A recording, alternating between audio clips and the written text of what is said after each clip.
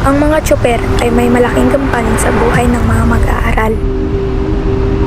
Mga tindera sa palengke na ginugugol ang buong araw para makapagtinda ng makakain para sa atin. Mga mag-aaral na araw-araw na pumapasok sa paaralan. Lahat ng tao ay may mga gampanin sa buhay. Ikaw, napaisip ka na ba kung ano ang gampanin at layunin mo sa buhay? Eto, wala ka na bang palagay? Wala na kasi tayong pagkain bukas.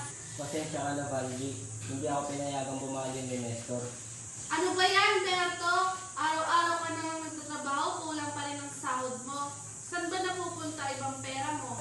Hanap ka na kaya ng bagong trabaho. Alam mo namang marami tayo dito sa bahay. Oo, susubukan ko. Susubukan ko ulit humirit ng balik. Huwag mo na akong paghanapin ng trabaho. Alam mo namang napakahirap maghanap Kung ng hindi ka trabaho. makakahanap ng trabaho, mag-a-abroad na lang ako. Para na din ito sa ikabuti. Huwag na, Valji. Ako na lang ang magdidiskarte. Walang mag-aalaga sa ating mga anak. Baka mapariwara pa sila sa buhay. So, sabi nga ni Dr. Sarizal, ang kabataan ang pag-asa ng bayan.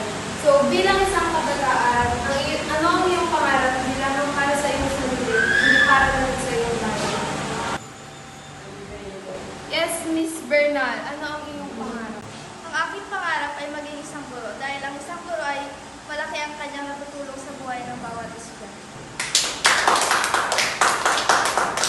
Very good, Miss Bernal. So, how about you, Miss Katabay? Ano ang iyong pangarap?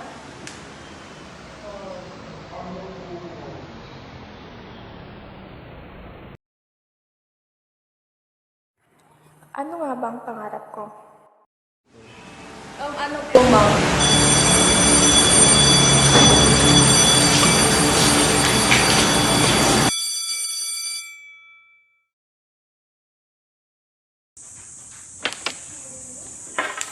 Nice!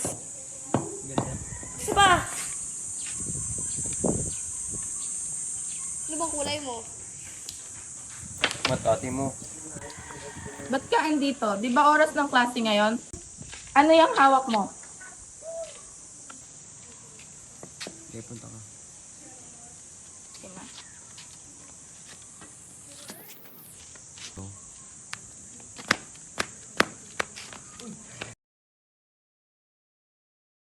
Bingo.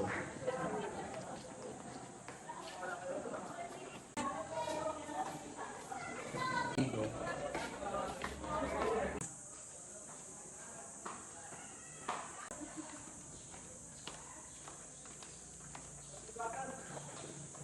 Tara na uwi! Oy, Ella, ang ganda ng sagot mo kanina. Pangarap ko din maging isang guro. Sheena, ba't wala ka nasagot kanina? Hindi ko alam, wala kasi akong pangarap. Wala namang taong walang pangarap.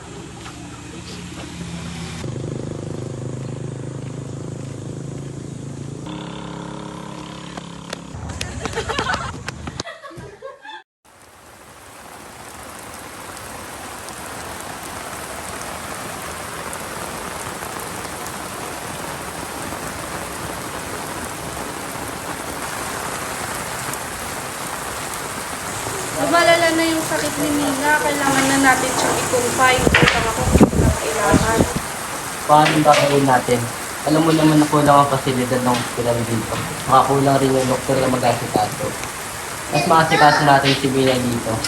At bukas rin, madami natin si Mina sa hospitalaryo. Baka iba yung sakit niya. 2024 na po, wala nang naniniwala sa albularyo. Gagawan ko ng paraan kung kaya kong ipunta sa bayan bukas si Mina. Kapag baka pinapupunta yung mga sweldo mo, kung pinayaran mo lang ako mag-abroad noon, hindi sana, hindi na lumala yung sitwasyon. Puro ka na lang nagawa mo ng paraan, pero ganun pa rin, lumalala pa rin yung sitwasyon natin.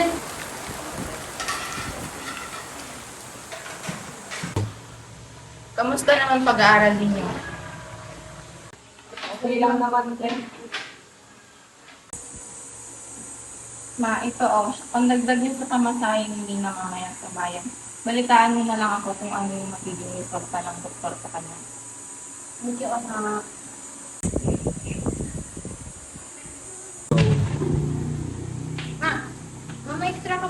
pera, pambili ko lang sana ng bagong sapatos, please. Okay, gagawin ko ng paraan. Pwede ba, Perto? Tigil-tigilan mo yung pagsasabi mo ng gagawan ko ng paraan.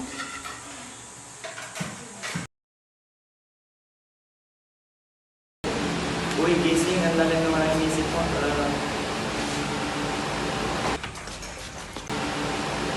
Ate! Oh, okay. Tumawag sa akin si Mama. O, anong sabi? Si Bunso daw nag-aagaw buhay. Ano?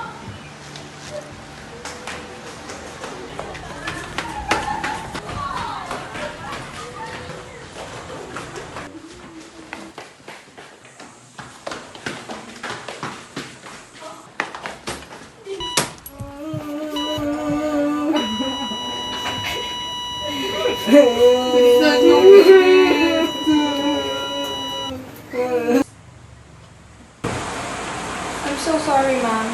We did our best, but his life is gone. Amen.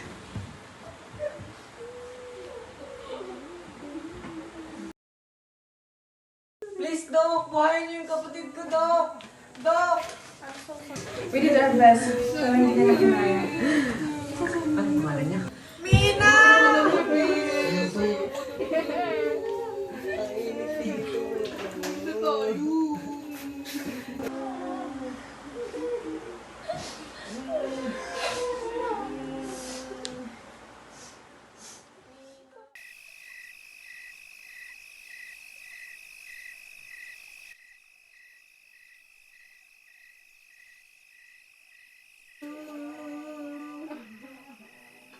Suko na ako. Hindi ko na kaya. Pagod na ako sa lintik na buhay to. Hindi ko kayang makawala sa paulit-ulit nangyari sa akin. Gusto kong wakasan ang paghihirap, sakit at problema sa buhay ko. Pero paano?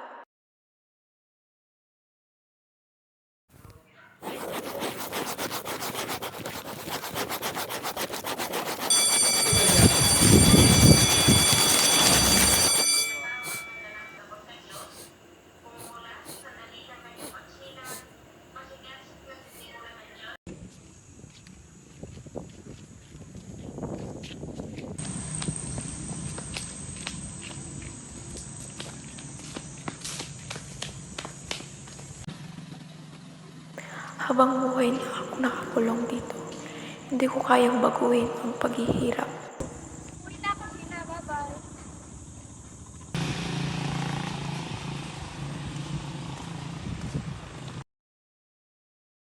Ito nga ang tanging solusyon.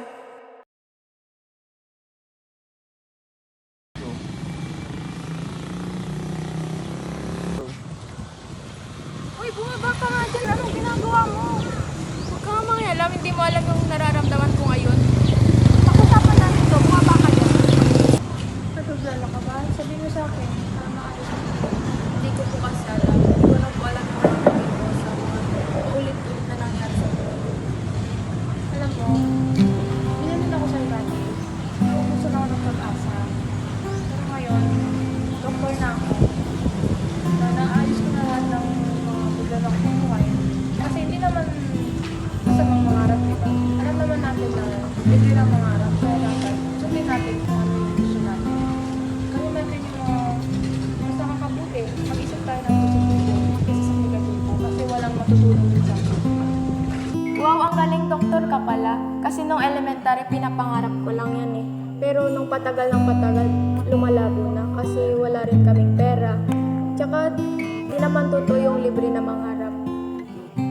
Gusto kong tulungan yung pamilya ko pati yung sarili ko. Pero sa ngayon parang nauubusan na po ako ng bata sa tayo. Hindi na po ako makapag-aral. Tsaka wala akong pera. Kasi lagi mong tatandaan na huwag kang subuko. Gusto mo man yung maging successful sa buhay mo, harapin mo lahat ng kahinaan mo. Gawin mo yung lakas.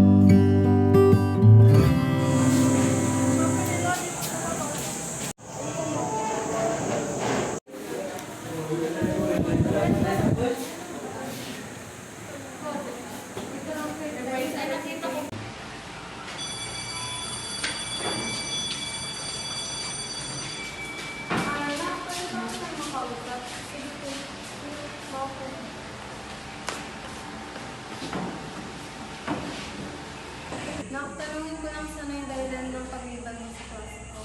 Ano po kasi, sorry po dahil mahirap po kasi ang sitwasyon namin ngayon. May inaalagaan din po akong bunsong kapatid na may malubang sakit. Tsaka po kakalabing niya din. Sorry to hear that. Pakikiraman din.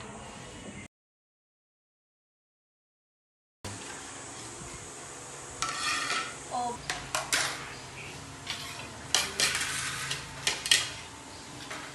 bakit wala pang kanin yung natin ni Nino? Ma, matagal nang patay si Mina. Kung pinayagan lang sana akong mag-abroad ng tatay niyo, di sana hindi nangyari lahat ng to. Naisugod sana agad natin si Nina sa ospital. Nina ka! Kung alam ko lang kung ganito mangyayari. Tahan na asawa ko. Anong tahan-tahan na? Kasalanan mo tong lahat eh. Saan mo ba ako pinupunta yung mga sweldo mo? Yung gamot? Yung sapatos? Ni isa, wala kaming natatanggap. Ma, pa, bigyan niyo naman ng katahimikan ng pagkawala ni Mina. Walang dapat sisihin ang nangyari sa kanya. Tama na please.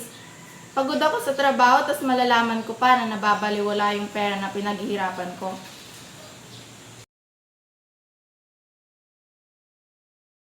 So, babalik tayo sa topic na pangarap.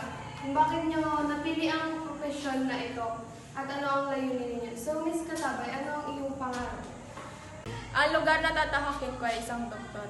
Hindi sa malaki ang sweldo. Gusto kong makatulong sa ibang tao dahil naranasan ko din pong mawalan ng isang kapatid na may malubhang sakit. Ayoko rin pong maranasan ng iba na mawalan sila ng minamahal sa buhay, kaya gusto kong makatulong sa ating bayan at sa ibang tao.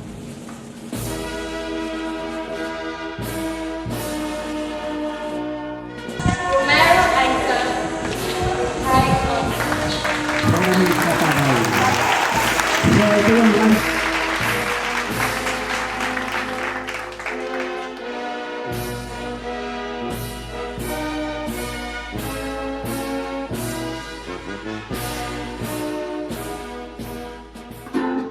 Tagumpay ay makakamtan, kabataan ang pupunan, magago ng mga bayan, kabataan ang nasaan, ngayon kong pinakamamahal, kabataan ay namamahal, wala ang kabataan may pag-asa, may dangal. Oh,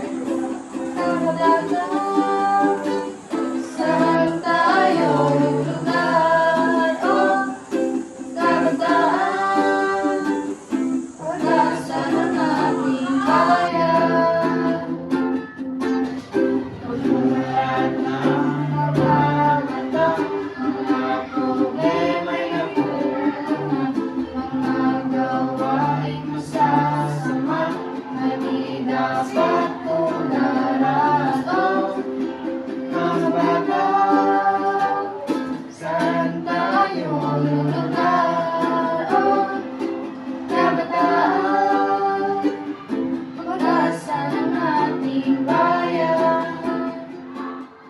Ako ay isang kabataan na nakaranas ng kalituhan, naguguluhan sa tatahakin para sa kinabukasan. May mga pagkakataong hindi maintindihan kung paano tayo makakatulong sa pagbabago. Bakit tayo nagpapatuloy sa araw-araw na buhay? May mga pagkakataong natatakot, mangarap at mabigo. Mga araw na napapatanong tayo sa sarili natin kung ano ba ang layunin ko. Saan ako lulugar? Makakagawa ba ako ng bagay na matutulungan ko ang sarili ko, pati ng pamilya ko o ang aking bayan? Paano kung habang buhay na lang akong makulong sa ganitong estado ng buhay ko? Yan ang karamihang sumagi sa isip ko habang ako'y nasa kabataan. Habang lumilipas ang taon, napagtanto ko na walang patutunguhan ang buhay ko kung magpapakulong ako sa takot na mangarap. Walang magagawa ang takot na gumawa ng bagong bagay o hakbang para sa kinabukasan ko. Salamat sa mga taong nagsilbing inspirasyon sa akin para baguhin ang mangyayari o nangyari sa kinabukasan ko. Mga taong tumulong sa akin para mahanap ang lugar na tutunguhin ko, kung saan hindi lang sarili ko ang tulungan ko, pati na rin ang kapwa ko. Dati ay isa lang akong musmos na naguluhan kung saan ano ang layunin at kung saan ako ngayon. Ako si Dr. Aiza Romero, isa na akong doktor, tumutulong sa pamilya at sa aking bayan.